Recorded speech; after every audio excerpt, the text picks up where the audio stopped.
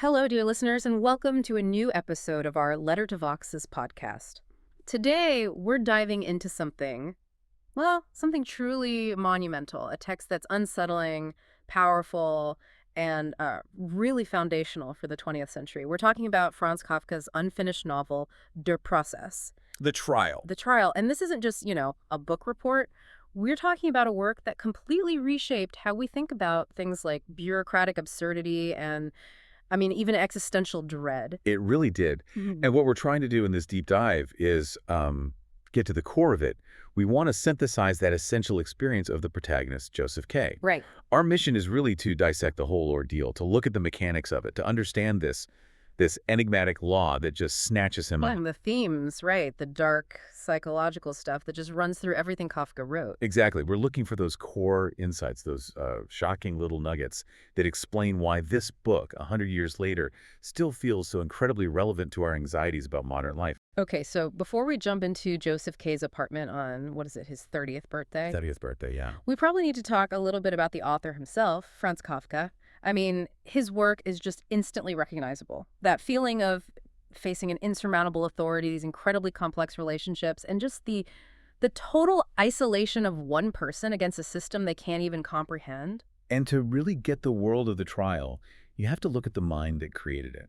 Kafka was born in Prague, 1883. Professionally, he was actually a very successful, very detail-oriented insurance guy. He even became a chief representative, didn't he? Yeah. Which is pretty much K's exact job. It is, the procurist. Yeah. And that insight is key.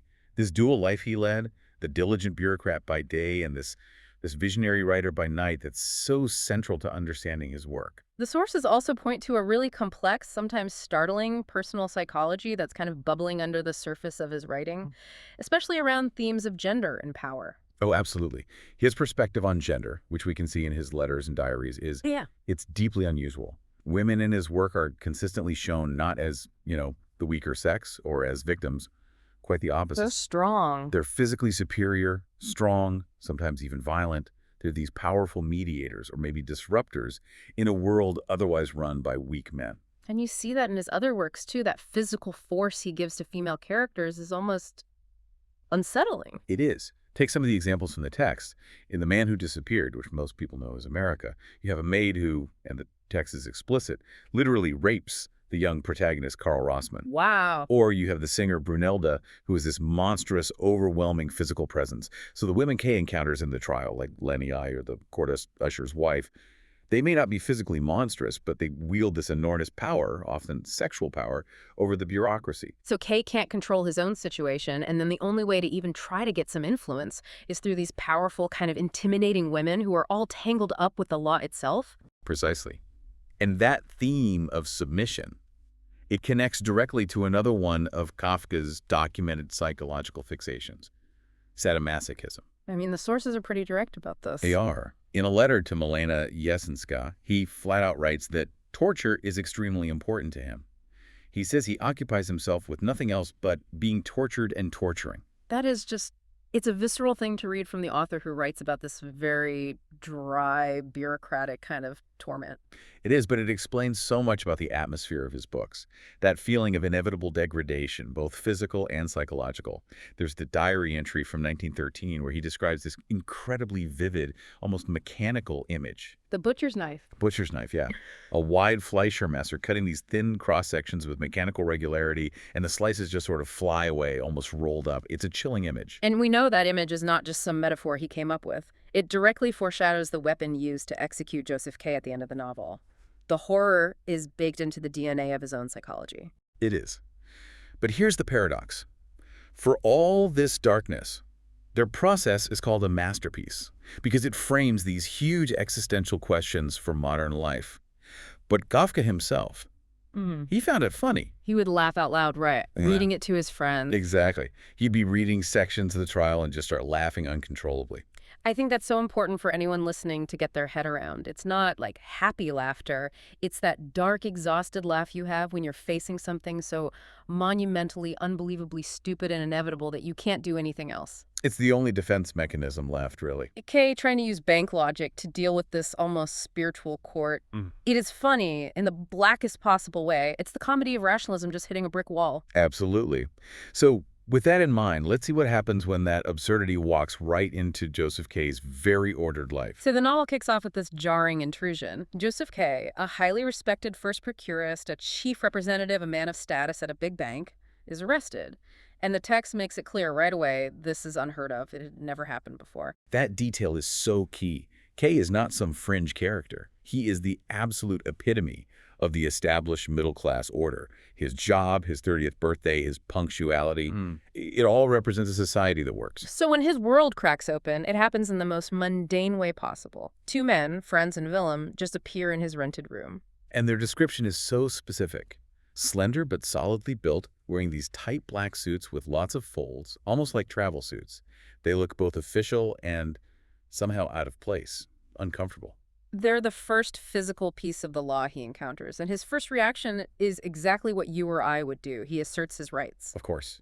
He challenges them. He asks, how can I be arrested? And in this manner, he wants protocol. He wants things done by the book. This is the banker in him talking. He wants to see the paperwork, the warrant, the signatures. He's looking for legitimacy.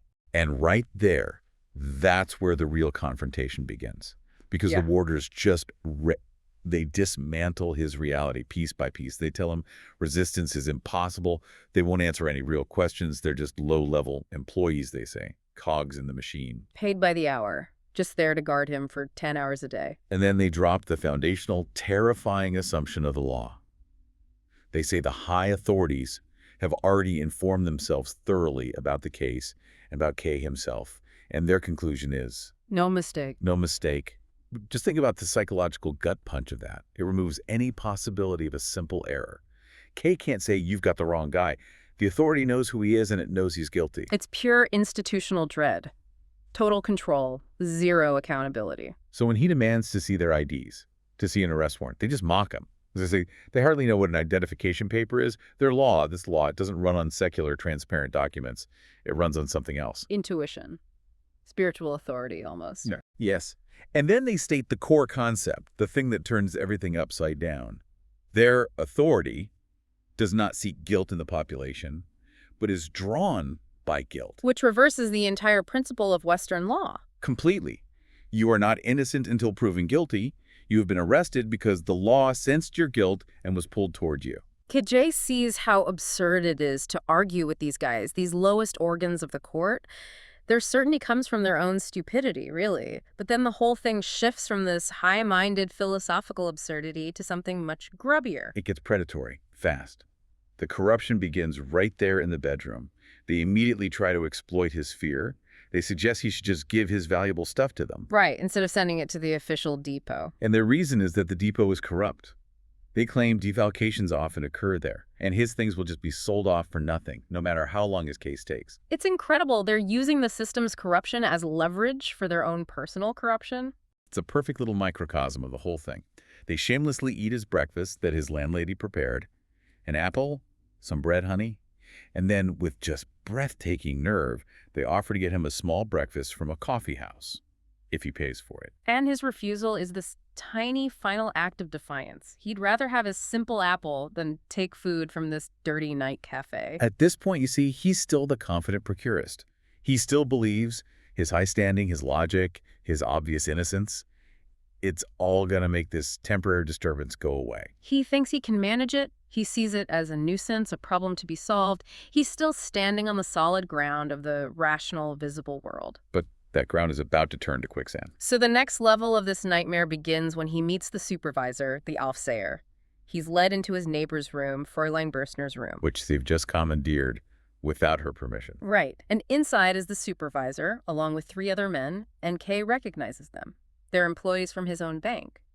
Rabensteiner, Kulich, and Kemmener. I mean, the psychological violence of that. His professional world, the source of all his legitimacy and pride, is now being used against him in his private life. He even thinks that the room has become contaminated by their presence. It's like a moral and physical stain spreading through his life. But he still maintains his defiance. He insists he can't find the slightest guilt in himself. He keeps asking a one rational question: who indicted me? And the supervisor's response is the first time the law really weaponizes language against him. He confirms that Kay is arrested, but then he says he isn't sure if Kay has been indicted. Drawing this terrifying distinction between the two. Exactly. So the authority can claim total power over his physical person, put him under their control, but they don't have to bother with a formal charge. There's nothing for him to actually defend himself against. He's just arrested. A state of being, not a legal process.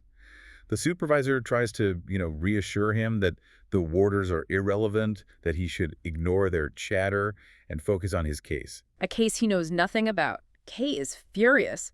He can't believe he's getting this school-like lecture from a younger man and still learning nothing about who's in charge. But the authority is clever. It reinforces its power by making sure his professional life isn't disrupted. The supervisor tells him he's free to go to work. They normalize the arrest. So he has to keep living his life, being a productive member of the very society that is silently, secretly prosecuting him. And the first official step, this small investigation, the Untersuchung, is scheduled for the following Sunday. Again, specifically chosen so it doesn't mess with his banking job. Kay sees this as his big chance. He thinks he can go to this hearing and just end the whole thing, sweep it all away. He's determined. But the journey to the hearing is this symbolic descent into chaos. He goes to this remote, crowded tenement building, and it's just squalor. Soot falling from the ceiling, laundry hanging everywhere. The physical environment is an attack on his ordered, clean, professional mind. It is. And the courtroom is a joke. It's a tiny, cramped, stuffy room with a gallery packed with people in old, shabby Sunday coats. It looks more like a political district assembly than a court of law. And the examining magistrate, the Untersuchungsrichter, is completely undignified. He's distracted telling private jokes. And he immediately mistakes Kay for a Zimmermailer, a house painter. Which is such a deliberate insult to Kay's status, and his indignant correction, chief representative of a large bank, is just met with laughter. The law refuses to see him as he sees himself. So Kay makes his big, fatal mistake. He decides not to defend himself personally, but to launch this grand counterattack on the whole system. He claims he's standing up for all the other people facing these unjust processes. He sees the crowd as two opposing political parties, and he calls the entire assembly a corrupt band of officials, a corrupt band who are just there to trick and test him. His speech is magnificent, in a way, but it's totally misdirected. He accuses them of learning how to seduce the innocent. He's convinced they're all embezzling money, just like the warders said about the depots. He's trying to turn the weapon of accusation back on them. But then he realizes the people he thought were on his side, the opposition party, they're all wearing the same badges on their collars as the other side. They're all officials. His final realization in that room is just devastating. You are all officials, he says. As I see it, you are the corrupt band against which I spoke. And he just leaps down from the podium, having insulted the entire structure to its face. He completely failed to understand the unity of the system. He thought he could divide and conquer. Exactly. Later, the court usher guides him to the actual court offices, which are, symbolically, in the attic of the building, the Dachboden. And at first, this seems like good news to Kay. He thinks the meager facilities mean the court is either poor or corrupt, and either way, that seems manageable. But the physical reality is just oppressive. The air is thick, dumpy, heavy from the sun on the roof, laundry everywhere. Kay starts to feel physically sick, and he can see the court officials, the Beamte, through these wooden lattice partitions. They look neglected, but he can tell they're from the higher classes. He finds the whole inner organization just as repulsive as the outside. It's a system that seems to be fueled by decay and stagnation. And this whole theme of exhausted, sick officials, it's a classic Kafka trope. We see it in his other works, too. The lawyer Hold is the same. It's like the bureaucracy itself is a disease that afflicts everyone it touches. Yeah, but don't forget to subscribe and leave a like if you enjoy this podcast. Okay, so after that complete disaster of a hearing, Kay gets pulled into the network of influence as Uncle Carl shows up. And he's horrified. He's convinced Kay's arrest is a stain on the whole family's reputation. So he forces Kay to hire a lawyer, Hold. Which is funny because Kay originally thought you couldn't even involve a lawyer in such a matter. He still had some belief in its, its purity or something. And Holt is the perfect embodiment of the law of stagnation. He's sick with a heart condition. He receives all his clients in bed. He's surrounded by the physical decay of the system he serves. And his strategy isn't to win, it's Verschleppung, endless postponement. Right. He just talks and talks about his connections, about these initial discussions he's having with influential officials, but he never actually files the first, most crucial submission, the Eingabe. Kay is just tearing his hair out. Yes. He's so frustrated by Hold's self-congratulatory speeches and the fact that nothing is actually happening. But that's the point. Hold's method shows you the only achievable goal in this world. Not winning, but surviving through delay. And then we see the ultimate product of that strategy, the merchant block. Ah, Block. Such a pitiable figure. He's been Holt's client for over 5 years. He's dedicated everything to his case. He closed his large business, moved into a tiny little chamber, all for the process. He's completely broken by it, reduced to literally crawling on his knees next to Hold's bed, just hoping the lawyer will say his name. That image, a successful businessman on his knees, that is the physical result of what the law does. It's the price of admission for even the possibility of progress. And then Block reveals the most terrifying part. After 5 years of this, Hold's opinion is that the process hasn't even officially begun. The bell sign hasn't been given. Can you imagine? He's sacrificed his entire life just to get to the starting line of a trial that hasn't even acknowledged he exists yet. It's a system designed to just consume your time, your money, your will to live before the fight even starts. And if the official process is inaccessible, then influence is the only currency left. And this is where the women as mediators become so central to the story. They use the weaknesses of the all-male court against itself. Lenny, the lawyer's young caretaker, she's intimate with the accused. Kay realizes she finds most of the accused handsome. And she offers him a shortcut. She tells him to just confess immediately. That will create a possibility of escape, she says, because she has influence with the officials. Then you have the court usher's wife from the first hearing. She also offers Kay help. She's very open about the fact that the examining magistrate is pursuing her and that this gives her great influence. And Kay literally sees this transaction of influence happen. He watches a student who works for the magistrate carry her away up the narrow attic stairs towards the court offices. So the entire power structure is built on these secret, transactional, often sexual relationships. Not justice, not merit. No. And Kay's own life is contaminated by this. His attempts to get to know his neighbor, Fräulein Bürstner, are shut down. Her friend, Fräulein Montag, tells him to leave her alone because his case is making him unattractive. His legal status poisons his social life. This desperate search for some kind of real knowledge, some way in, eventually leads him to the painter, Tittarelli. Right. Tittarelli is recommended as someone who actually works for the court, painting portraits of the judges. He lives in this cramped, stuffy studio in a slum, constantly being harassed by these young girls. His whole environment mirrors the court's own decay. And Tittarelli confirms it. The judges are vain. They want to be painted like the old great judges. But more importantly, he reveals where he gets his information. Not from official channels, but from his father's private notes. From secret rules. The knowledge is all personal, inherited, secret. It's not a public system of law. And Tittarelli becomes this reluctant insider who finally gives Kay the brutal truth. He lays out the only 3 ways to deal with the process. And let's start with the one Kay has been clinging to. Genuine acquittal. Wirklich Freisprechung. Tittarelli is blunt.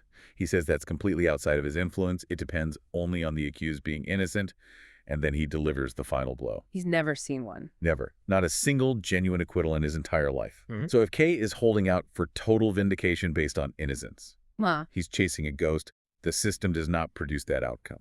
So that leaves the other 2 much more corrosive options. The second one is apparent acquittal, scheinbar Freisprechung. This is a complex legal fiction.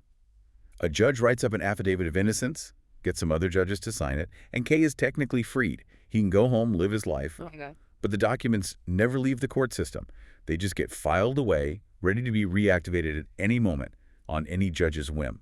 Your freedom is conditional. Tittarelli even says he knows of cases where the acquitted man gets home and finds agents waiting to rearrest him on the spot. That is such a modern concept. It's like having a permanent record that can be pulled up at any time. You might be physically free, but you're never truly clear. Your liberty is a loan that can be called in without notice. Exactly. It's the precarity of modern life. Which brings us to the third and most common option, postponement, Verschleppung. Which is Hold's strategy. It is. Perpetual delay. You work to keep the process stuck in its lowest possible stage forever. It requires uninterrupted personal contact with the court, constant visits, constant vigilance. Less effort than the apparent acquittal, but it's a life sentence of anxiety. And Kay rejects them. He rejects all of the achievable paths. He won't accept a life of subservience, and he won't accept an illusion of freedom. He forces himself back to the impossible ideal of genuine acquittal. And in doing so, he basically ensures his own destruction, because he refuses to play by the law's rules of survival. Kay's desire to expose the system, which had kind of been quieted down by Hold, it comes roaring back in this horrifying scene, the scourging of the warders. He finds Franz and Willem, the two men who first arrested him, being whipped in a storage room right next to his office at the bank. And they're being punished for their corruption, for trying to steal his clothes and take bribes right at the beginning. Kay is just shocked by this raw physical violence happening inside the clean, rational walls of his bank. He tries to intervene. He appeals to the scourger's sense of principle.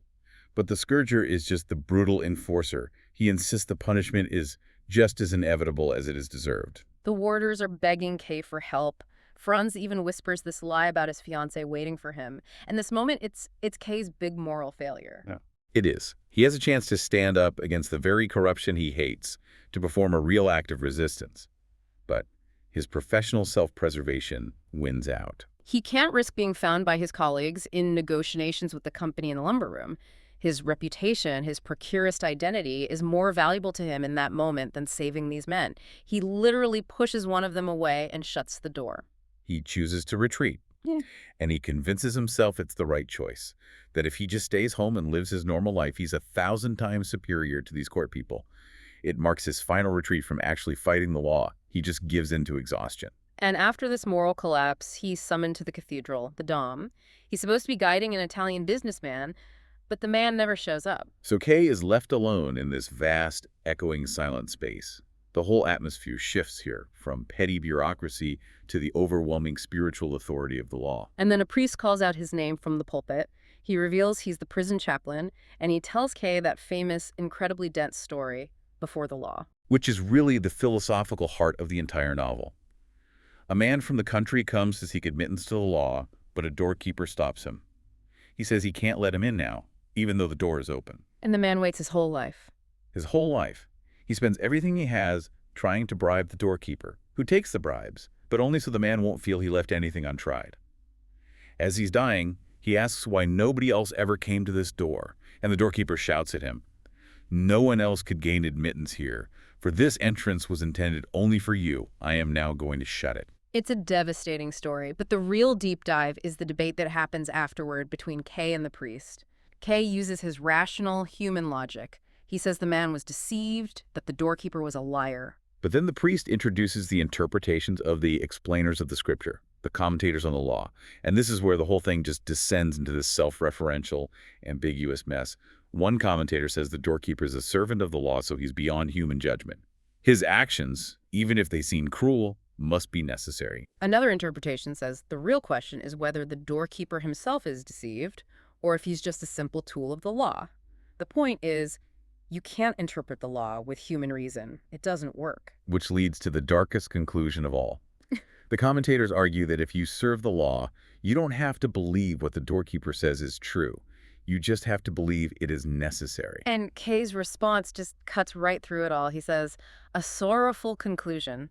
The lie becomes a world order.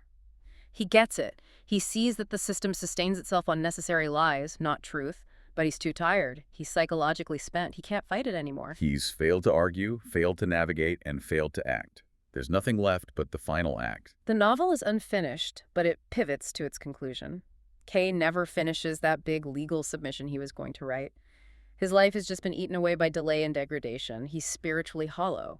And then, one evening, two gentlemen come to collect him. The text describes them as a unity, such as can only be formed by inanimate things. They are silent, systematic. Nothing like the clumsy, corrupt warders from the start. This is the law in its final, efficient form. On that final walk, Kay seems to understand the failure of his resistance. He vows not to die like a stupid human being, that he will maintain the quiet, systematic reasoning to the end. He realizes he tried to use his willpower against something that operates totally outside of human will. As they lead him away, he sees a figure in the distance, maybe Fräulein Bürstner, but the sight just confirms for him the worthlessness of his resistance.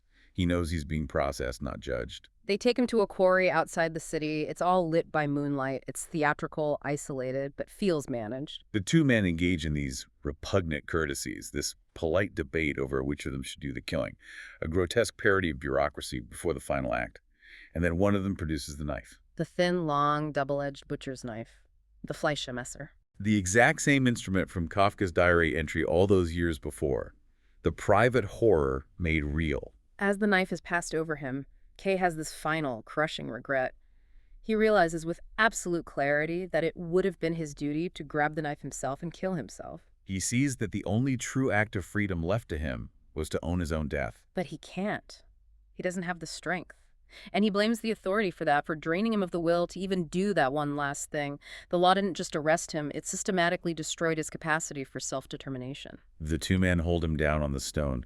One of them plunges the knife into his heart and twists it twice. And in his last moments, Kay sees a light in a window of a nearby house, a figure leaning out. He asks, "Who was that?" The eternal question, is anyone watching? And his last words, the final summary of his complete and total dehumanization, like a dog.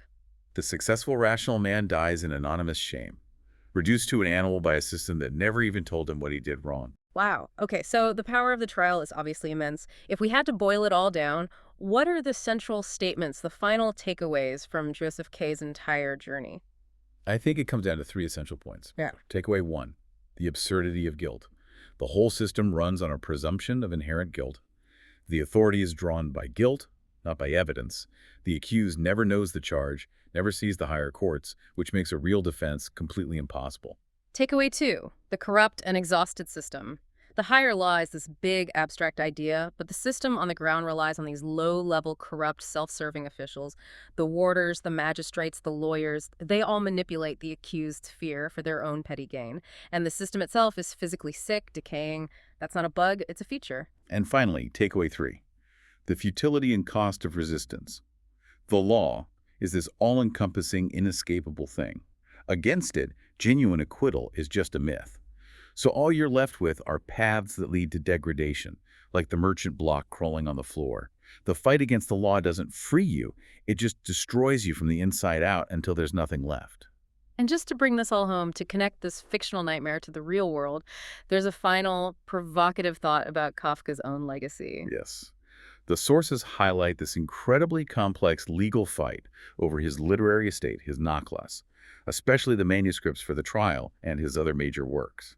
Kafka wanted his friend Max Brod to burn them all. But Brod refused, thank goodness. He saved them. He did, but that led to this bizarre, decades-long legal battle between Brod's heir, some women named the Hoff sisters, and the State of Israel, which argued the manuscripts were a national treasure and belonged to their national library. So a protracted, agonizing legal process over the ownership of manuscripts about a protracted, agonizing legal process. Exactly. It became this real-world echo of Kay's trial. And when the Israeli Supreme Court finally made its ruling, giving the papers to the National Library, one of the people involved made a comment that is just perfect. They said, the judgment showed the will to seize possession, not to dispense justice. How perfectly Kafkaesque.